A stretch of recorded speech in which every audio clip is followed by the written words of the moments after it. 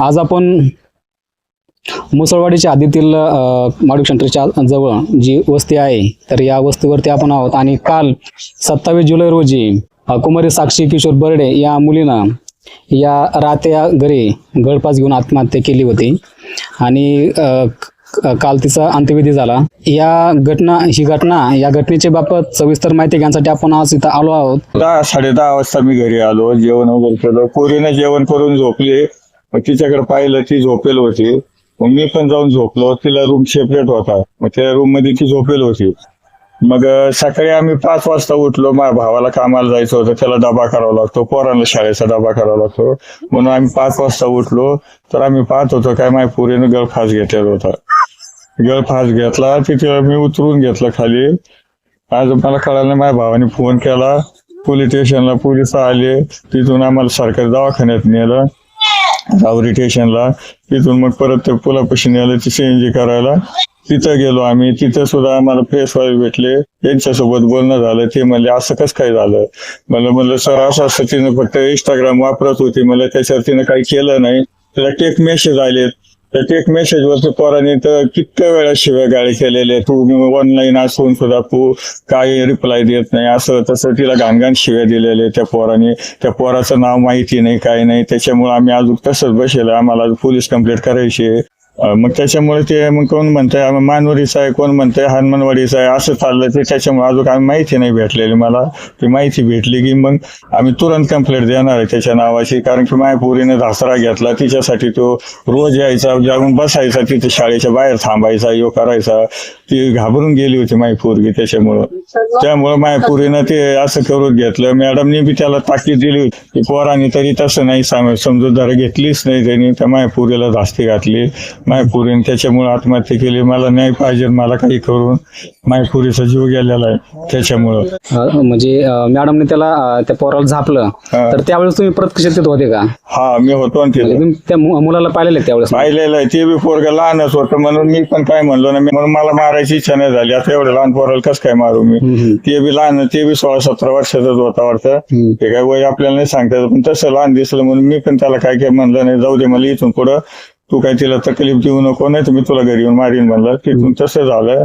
पुरेला घरी घेऊन आलो। 23 तारखेला ही जी घटना घडली, ज्या मुलाकडून तुमच्या मुलीला त्रास दिला जात होता, शाळेजवळ जर घटना घडली तर त्यावेळेस तुम्ही कंप्लीट का दाखल नाही केली? एक साधी का होईना तुम्ही, किंवा एक साधी का होईना, किंवा पोलिसांपर्यंत हा विषय जायला पाहिजे होता, किंवा संबंधित पोराकडून आमच्या मुलीला त्रास दिला जातोय तर याबाबतची कंप्लेंट तुमच्याकडून किंवा शाळेकडून जाणं गरजेचं होतं, ते तुमच्याकडून का बरं झालं नाही? नाही, आम्हाला वाटलं आता मला ते नसन एवढं काही विषय वाढलेला नसन म्हणलं, मग त्याच्यामुळे मी पण थोडस मला जाऊ द्या दुर्लक्ष केलं, म्हणून मी काय केलं, माझ्या पोरीला घरी घेऊन आलो, मॅडमने त्याला झापलं, त्याला म्हणलं इकडे फिरकत जाऊ नको, इकडे दिसलं नाही पाहिजे, तुझं काम असलं तरी तू इकडे यायचं नाही, दुसऱ्याला पाठवायचं, ते असं तसं त्याला खूप झापलं, त्याच्यामुळे मग मला काय वाटलं विषय एवढा मोठा नाही, आपण एवढा वाढवण्यात आत्ताच काही विषय नाही, तो विषय आताशी आम्हाला वाढला म्हणून आज आम्हाला कळालं की एवढा वाढला होता, आम्हाला कळालंच नाही ना ते। म्हणजे मुलगा पण साक्षीच्या वर्गातला होता का? नाही, मग मुलगा बाहेरचा आहे। साक्षी ज्या शाळेमध्ये शिकत होती तर त्या शाळेचे मुख्याध्यापक आपल्या बरोबर आहेत, तर 23 तारीख म्हणजे गुरुवारी जो प्रकार घडला आणि ह्या संपूर्ण स्थितीबाबत आपण त्यांच्याकडून जाणून घेऊया की त्यावेळेची परिस्थिती काय होती आणि संस्थेची याबाबतची भूमिका काय आहे। सदर विद्यार्थिनी साक्षी किशोर बर्डे हिने गुरुवार दिनांक 23 जुलै रोजी माझ्याकडे, ती घाबरलेल्या अवस्थेमध्ये माझ्याकडे आली, ती मला म्हटली एक मुलगा मला त्रास देतो मॅडम, मी स्कूल सुटल्याच्या नंतर जेव्हा मी पायी स्कूल घरी जाते तर त्यावेळेस तो तिथे माझ्या घराच्या समोर रस्त्याला उभा राहिलेला असतो, तर आणि तो मला रोज त्रास देतो, तर आम्ही तिने केलेल्या कंप्लेंटनुसार मी आमचे जे ड्रायव्हर मामा होते त्यांना रस्त्यावर पाठवलं असता तो तिथं आम्हाला निदर्शनास आला।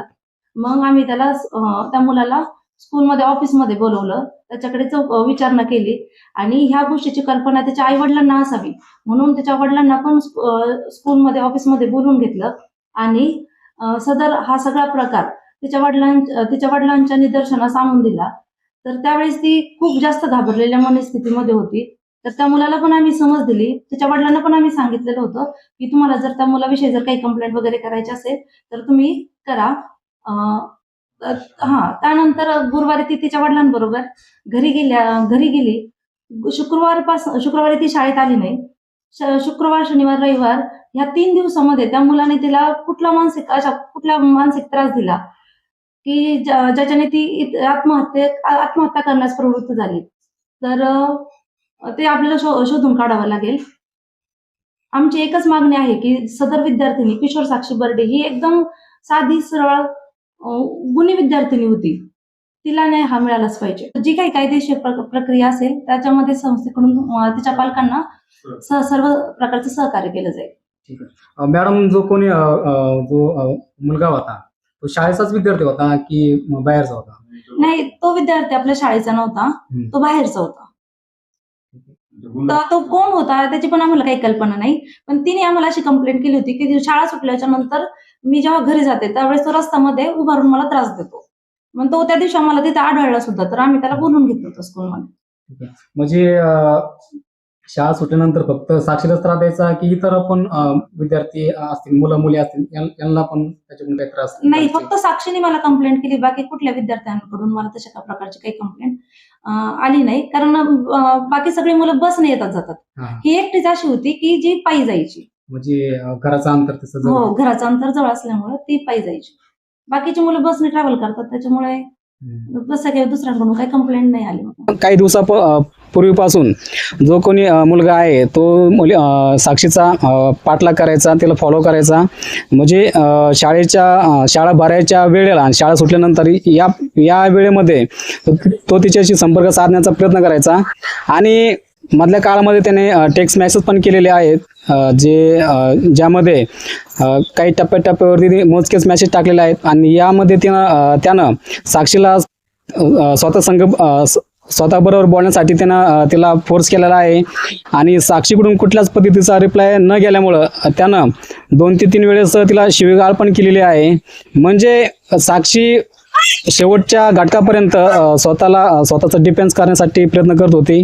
आणि त्याच्याबरोबर संपर्क टाळण्याचा तिनं पूर्णपणे प्रयत्न केलेला होता. पण मधल्या काळामध्ये या मुलाकडून प्रमाणापेक्षा जो तिला मानसिक त्रास दिला गेला आणि त्यातच विनाकारण साक्षीची त्या दिवशी बदनामी झाल्याची तिच्या मनामध्ये भावना आली, असंच या प्रकरणावरून वाटतं.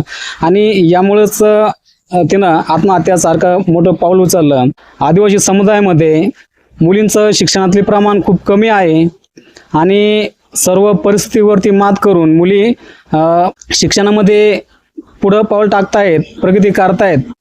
आणि या पद्धतीने द्रोणाचार्य आजही कुठल्या ना कुठल्या रूपाने येत आहेत आणि आदिवासी समुदायातील मुलींचे अस्तित्वाला धोका निर्माण करण्याचा प्रयत्न करतायत. या व्हिडिओच्या माध्यमातून एवढं सांगणं आहे की साक्षीला न्याय भेटला पाहिजे.